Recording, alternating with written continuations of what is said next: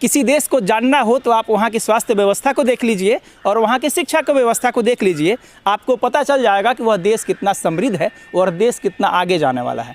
इसीलिए हर बार यह मांग होती है कि देश का जो बजट बने उसमें शिक्षा का बजट ज़्यादा रहे, ताकि देश के लोग शिक्षित हो सके, समृद्ध हो सके और अपने पैरों पर खड़ा हो सके।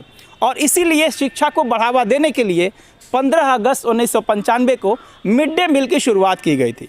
मिड डे मील यानी स्कूल में भोजन मिलेगा, बच्चे पढ़ने जाएंगे, वहाँ शिक्षा तो पाएंगे ही पाएंगे, लेकिन दोपहर में उन्हें भोजन भी दिया जाएगा। इस मिड डे मील की शुरुआत करने के पीछे की जो मंशा थी, सरकारों का कहना था कि इससे आपसी सौहार्द बढ़ेगा, छात्रों छात्राओं के बीच प्रेम बढ़ेगा, इसलिए कि हर धर्म, हर मजहब, हर जाति के लोग एक साथ बैठकर खाना खाएंगे। इससे देश मजबूत होगा और शिक्षा व्यवस्था मजबूत होगी। लेकिन जब से एमडीएम चालू हुआ तब से लेकर आज तक एमडीएम विवादों में रहा है। विवाद के पीछे का वजह उसकी क्वालिटी को लेकर रहा है। कभी कभी ऐसा भी देखा जाता है कि एमडीएम की जो योजना है उसमें कई तरह की लापरवाही बरती जाती है। यूपी से आता है कि बच्चों को नमक रोटी मिलता है, तो कहीं से यह भी खबरें आती है कि खाने में छिपकली है, चूहे हैं और मेढक है। जो एमडीएम पहले से विवादों में रहा है, एक बार फिर से विवादों में है, क्योंकि बक्सर जिला के नरेंद्र देव मध्य विद्यालय में एमडीएम में मेढक मिला है और मेढक मिलने के बाद से वहाँ के बच्चे दहशत में है। हालांकि कोई बीमार नहीं पड़ा है, लेकिन अब एमडीएम के क्वालिटी पर बात होने लगी है, क्योंकि एमडीएम में जिस तरीके से कभी मेढक, कभी छिपकली और कभी चूहे मिल जाते हैं, तो जो वहाँ के प्रिंसिपल हैं उन्होंने एक पत्र लिखा है शिक्षा पदाधिकारी को और एक पत्र डीपीओ एमडीएम को लिखा है, ताकि जांच हो सके कि जो एनजीओ के द्वारा भोजन मुहैया कराई जा रही है उसकी क्वालिटी क्या है। उसके ठीक अगले दिन शिक्षा पदाधिकारी विद्यालय पहुँचते हैं, विद्यालय पहुँचते हैं, वह जाँच करते हैं। और जब हमने उनसे बात करी तो उनका कहना है कि एमडीएम का जो भोजन आ रहा है एनजीओ के द्वारा उसकी क्वालिटी अच्छी नहीं है। हालांकि इस मामले को लेकर जिलाधिकारी जांच कर रहे हैं। हम लोग अपना रिपोर्ट उन्हें सौंपेंगे और जल्द ही कुछ ना कुछ फैसला होगा। और आपको बता दें कि इस मामले में जिस तरीके से अधिकारी लापरवाही बरत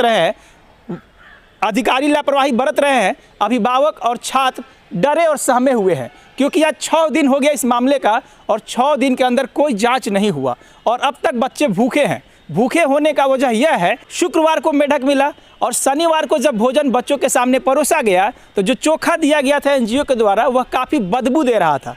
इसी वजह से किसी छात्र ने उस दिन भी खाना नहीं खाया।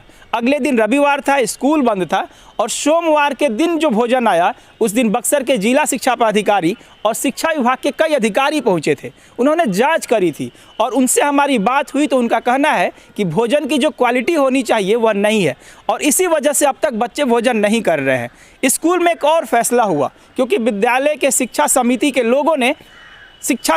लोगों ने मिलजुल कर एक निर्णय लिया कि जब तक क्वालिटी सही नहीं दी जाएगी स्कूल में भोजन का वितरण नहीं किया जाएगा। और इसी वजह से आज बुधवार है, यानी शुक्रवार, शनिवार, रविवार, सोमवार, मंगलवार, आज बुधवार, 6 दिन से बच्चों को भोजन नसीब नहीं हुआ है। उस महत्वाकांक्षी योजना का क्या मतलब, जहां उसकी क्वालिटी को लेकर के बार बार सवाल उठते हैं। शिक्षक और प्रिंसिपल का कहना है कि जब विद्यालय में भोजन बनता था तो बच्चों को ताज़ा भोजन मिलता था, लेकिन जब से एनजीओ को यह जिम्मा दिया गया है, एनजीओ देर से खाना पहुंचाता है, उसमें कई तरह की गड़बड़ी होती है, समय पर खाना नहीं मिलता है और ताज़ा खाना नहीं मिलता है। लेकिन इसको लेकर के प्रशासन के द्वारा कोई जांच नहीं की जा रही है। लोगों का यह भी कहना है कि एनजीओ चलाने वाले लोग काफ़ी पावरफुल है, इसीलिए कोई अधिकारी उन पर कार्रवाई नहीं करना चाहता है। कहा तो यह भी जा रहा है कि एमडीएम के अंदर कमीशनबाजी का खेल चलता है, कई लोगों को कमीशन पहुंचता है, क्योंकि करोड़ों रुपए जो एमडीएम पे खर्चे किए जाते हैं वह अधिकारियों के घरों तक भी पहुंचते हैं, ऐसा लोगों का कहना है। और शायद यही वजह है कि अधिकारी अब तक किसी निर्णय पर नहीं पहुंच पा रहे हैं। डीपीओ ने शुरुआत में स्कूल के प्रिंसिपल, वहां के शिक्षकों को लपेटने की कोशिश की, लेकिन जैसे जैसे मीडिया में खबर चलने लगी है अब डीपीएम भी हरकत में आए हैं और जाँच करने की बात कह रहे हैं। इस पूरे मामले पर बक्सर के सदर विधायक मुन्ना तिवारी ने भी सवाल उठाया है। उन्होंने कहा कि जो एनजीओ से भोजन मुहैया कराया जाता है पहले से ही विवादों में है। मैं भी एक पत्र लिखूंगा सरकार को कि इस पर जांच हो और उचित कार्रवाई करे।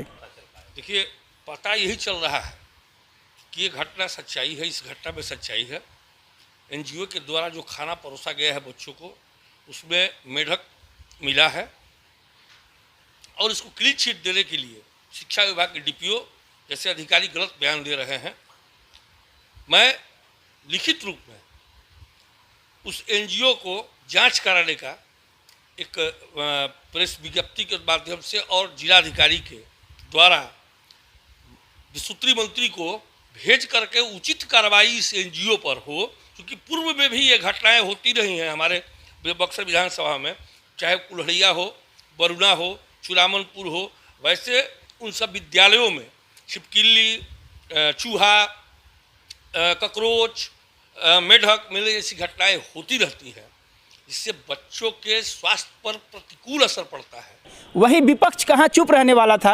भाजपा की जिला अध्यक्ष माधुरी कुंवर का कहना है कि यहाँ के अधिकारी नहीं चाहते हैं कि एनजीओ पर कोई कार्रवाई हो, क्योंकि इसके पीछे कमीशन का खेल है। एनजीओ को हाथ में बच्चों का भविष्य नहीं सौंपना चाहिए। क्या लगता है अगर सरकार इस पर, चाहे बक्सर के प्रशासन इस पर कार्रवाई नहीं कर रही है तो उनकी मिली भगत भी हो सकती है। क्या लगता है कि नीतीश कुमार के जो अधिकारी हैं वो मनमाने हो गए हैं क्या? मनमाने हैं ही, नीतीश कुमार मनमानी कर रहे हैं और उनके अधिकारी भी मनमाने हैं। इस पूरे प्रकरण पे हमने बक्सर एसडीओ धीरेन्द्र मिश्रा से बातचीत की।